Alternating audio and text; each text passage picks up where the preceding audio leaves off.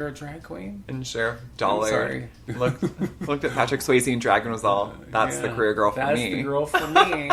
Patrick Swayze and drag. Though she was lovely. Lovely. But, you know, I don't know. Miss Vita looked like a drag queen. Oh, a little bit. Yeah. And Noxzema Jackson. Jesse's daughter. Love it. But, you know, since, of course, watching those movies, and I still will watch both of them. Mm-hmm. But really, the reality is, one is certainly, in my mind, better than the other. I think it depends on what you're looking for, right? I suppose. Right? Because, again, I worked in retail a lot of the little queer people I know that I've worked with love To Wong Foo. Like, so many people love To Wong Foo. It is a great movie. It is silly and campy, and to have those three in drag is great. But if you want something that's going to be realistic towards the view of actual queer people, Priscilla. But it's also just a great movie. It's also just a great movie. But it is more realistic, obviously, than To Wong Foo. Just this last year, I watched the documentary, as did probably most people who have seen it, The Queen. And it was I think it just came out like last year onto Netflix, and it's been sitting in a vault somewhere for hundreds of years, because it was made in the early 70s, I believe, and it was a pageant in New York. Probably the dullest honest to God, paint dry. It was so boring.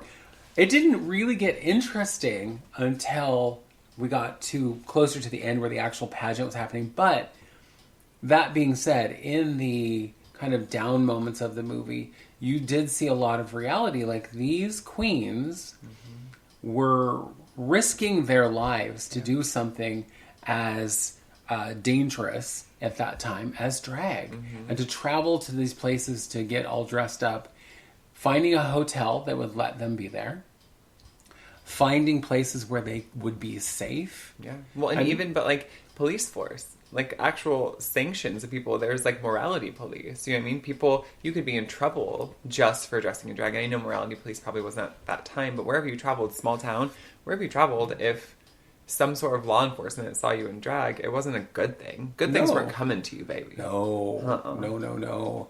But it was interesting. For me, it was interesting because I learned a little bit more drag history. And I learned about these characters who played such an important part, especially in the New York drag and ball scene. And there was a really great kind of cat fight outside of the thing. Have you watched it? I haven't seen all of it. Okay. I've seen clips of it. Well, the best part, really, is after the pageant when Crystal LaBeija loses. And her take on why she lost is because she wasn't white. And because at that point, there were not a lot of opportunities for queens of color. And she flat out said to the girl who won and the queen who put the contest together, this was rigged. Because Luma's thing over here, she's fine, she's lovely, but her, shit. Yeah, compared trash. to me. Comparatively. Because she's like, have you seen me? Look at me. And she went out and started a whole system for queens of color, which is how the ball scene started. So kind of learning that history was awesome. And really kind of seeing what queens had to go through just to do drag was amazing. Yep. And then the ball system is a whole other amazing detail to the drag world, the queer world too. And this isn't a movie, but sidebar, you should go watch Pose, because it'll give you a very good insight of what queer people of color were going through. Specifically in Pose, it's like the 80s and 90s. Yes, the very late 80s, yes. And then AIDS hit and the whole crisis, but it's very interesting to see how queer people of color were surviving New York City, and especially in a time when, more demonized, because AIDS was a thing, because they were black, or, they were people of color and they were queer. I didn't have high hopes for Pose, only because oftentimes Ryan Murphy tends to take things things that I think could be very, very good and either over fluff them, or make them prettier or nicer or whatever than they ought to be. And He hit the nail Directly right on the head with that All one. of the cast are actually queer people of color. And 4 of them, 5 of them, multiple of them are trans women, which is hugely accurate. Billy Porter, too, who is queer, and I believe he's non-binary, to be honest. But he's a queer black man who is a phenomenal singer. These people get to be in the limelight. They get to be, they're highlighted, which is beautiful. And to have people of color actually playing, I don't know, parts of people of color and having... What? Shocking. And having people... Well, and having trans women play trans women. Right. I'm so used to movies where if it's a trans woman, she's either played by some ugly man who they've put up in some shit makeup and said, oh, look at her now, whatever. Yep. John Lithgow in The World According to Garp. No, thank you. David Duchovny in Twin Peaks. Absolutely not. No, thank you. Or it's a cisgender woman who they're like, look how beautiful she turned out. You know, exactly. It's like as if they had done some miraculous, Dr. Frankenstein kind of thing, and look at what we've created here, and it's like, ew. Yeah. Well, not only, and going back to Pose just briefly, is not only that they have, Ryan Murphy has like Janet Mock direct and write episodes. Speaking of amazing trans women. Again, yes, he hired people and he got people on board who knew the scene, knew the culture, so he is a white man, white gay man, yes, of course. But I think in this situation, he probably did the right thing. Yeah, I feel like he did his homework. Yes. And I have read and seen interviews with people where they were involved in the ball scene, and they were like, no, he got it right. Yeah. And it was gritty. And they were, again, not very nice to each other in the different houses, but queens aren't. No, but when it came down to it, if it was like... Right, they had your back. Yeah, if it was them against the world, they got your back. Yeah, but absolutely. In the ballroom, girl, they'll knock your knees out. Right. Like we do. Which, of course, makes me think of the movie Paris is Burning. Oh, so good. Which...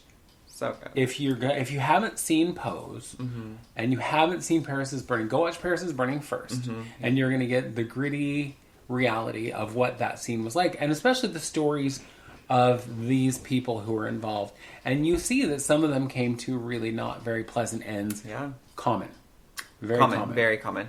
And but my favorite story of that, which they kind of touched on in Pose, was Dorian Corey, who was one of the mothers of one of the houses, who was an old queen, not a particularly pretty girl, but who cares? She was amazing.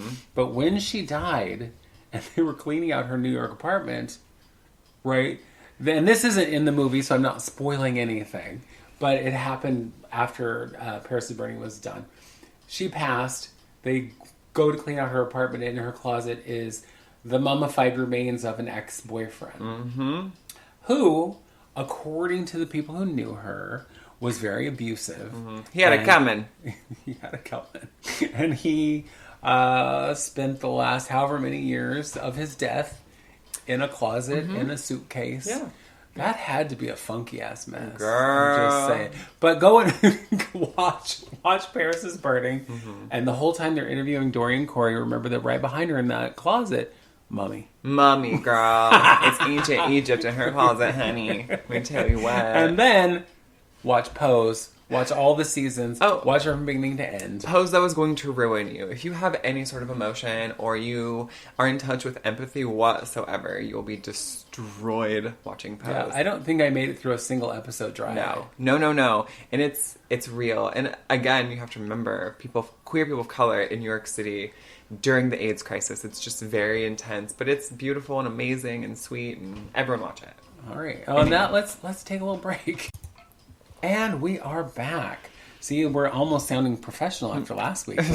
We talked for a full hour without a break, and I don't think either one of us even took a breath. Breathing's overrated. It's unnecessary. It really is. And as was pointed out yesterday by my daughter, although I don't know how she would know, it's hard to breathe while wearing a corset.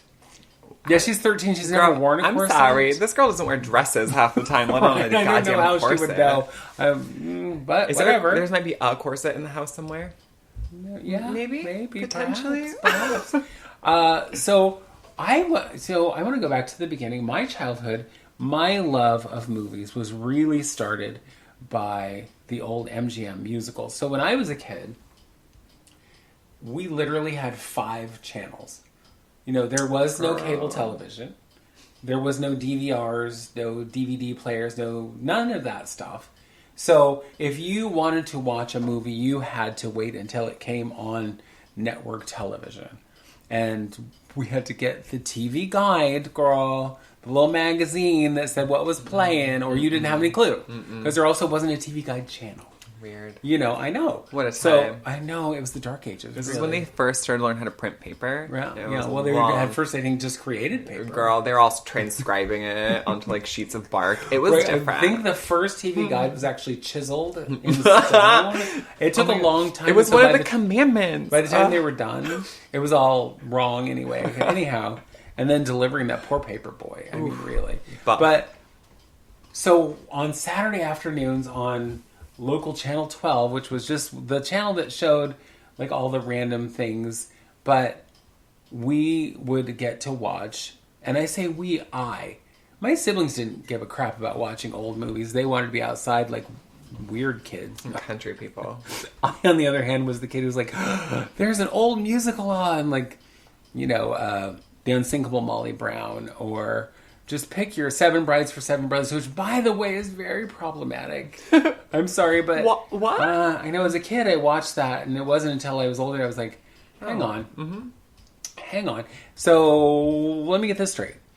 These seven brothers kidnap 7 women who developed Stockholm Syndrome and fell in love with them and married them, and happy ending. I'm sorry, how do you think couples get together in the country? This is how. Kidnapping? Stockholm Syndrome. Yes. In case you're wondering what that strange noise was, that was my phone ringing because I'm a dumbass and I forgot to shut it off. And I was getting a phone call from Denmark, of all places. God. Can you The imagine? whole country? The whole country of Denmark was calling me because they were offended by my movie reviews. I'm sure. Yeah. That's what it probably was. Yep. And I hadn't even got to any of my foreign film. Oh, my God. But anyway, so I would watch all of these wonderful old movies, Singing in the Rain and whatever, and I loved them all, and I loved the fantasy of it. Now, I also am going to tell you that growing up, we had a television, Right.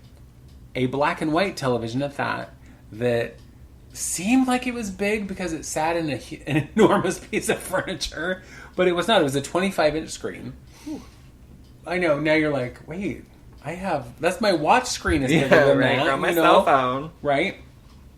And I watched all those movies. Now, one movie, though, that to me was the best movie of my entire childhood, and maybe I still think the best movie of all time, even with all of its flaws, is The Wizard of Oz. Yes, ma'am. Yes, because, well, now, here's the funny thing about The Wizard of Oz. I watched it every year. It played once a year on whatever channel. Usually it was on, I want to say CBS, and it was on during Easter time or spring break time, around that time. And we would watch it as a family. And then when I was 14, I went to visit my father for the first time. I had just met him.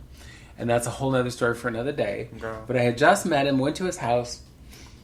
Girl, he had color TV. What? Yes. No. Yes, he had color TV. I thought that anybody who had color TV must be rich. Rich. Because we was po. Yeah. And we just had one black and white television. And I saw, because we were there for spring break, and I saw the commercial for The Wizard of Oz, and it was in color. And I was like, hang on. Wait a minute. Did someone colorize this movie? What in the shenanigans is happening here? And I was like, I need to watch this. And my siblings were like, oh my God, we watch it every year. We don't need to see it again. And I was like, but I've never seen it in color. You need to watch it again. Right? Shut your mouth and sit down. Right? And so my father's house, they actually had 3 televisions. Oh my God. Rich, right? Rich. Color television and 3 of them? 3 of them. Ma'am. In separate rooms. Were you a Rockefeller? I know, right? That's what I was thinking. And so I managed to watch The Wizard of Oz. And for those of you who've seen it, you know that it starts out in black and white because she's in Kansas. There's no need for color in Kansas. No, it's girl. Kansas. Have you been to Kansas? No, I haven't. I don't want to go. Woof, mama. It's flat, Ew. which is why the tornadoes can just roll right through because there's nothing to stop them. They're sprinting through the place. They're They bored can't of get it. out of their Girl, place. right? So, but it's black and white, and then she gets to Oz, and it magically turns to color. Witchcraft. And I'm just on a side note, my favorite little bit about when she lands in Kansas, Her house is hurtling through the air Yep. at 950 billion miles an hour. Girl, at slams to the ground in Oz, and all